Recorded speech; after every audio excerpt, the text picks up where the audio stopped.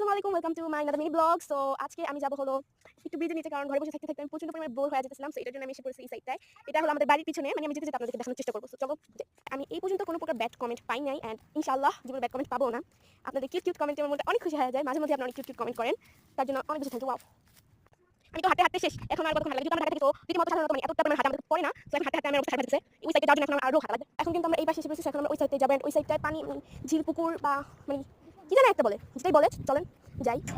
সবুজ ঘাসের উপর দিয়ে হেঁটে যেতে ভালোই লাগছিল। আমরা কিন্তু এই সাইডে এসে পড়ছি। আমি এই সাইডটার কথাই বলছিলাম, জাস্ট ওয়াও সাইড একটা। তারপরে আমি এখানে বসে আছি। বসে বসে পাথর ছুটতে তো খুব ভালো লাগছিল, দৃশ্যটাও অনেক অ্যামেজিং ছিল। অ্যান্ড রোদ মামা মেবি লুকাইছে। साबे ना तू साबन आया है तेरी और मेरे मिलने का मौसम आया है सुबह से छुपा के तुझे सीने से लगा रे हाथ से गुजरे जाना है इतना प्यार किसी पे पहली बार आया है জানি ফাটাফাটি মতো একটু গলা হইছে আমাকে দেখা জায়গা ব্যাক টু হোম, কারণ এখন খাবো যে। এন্ড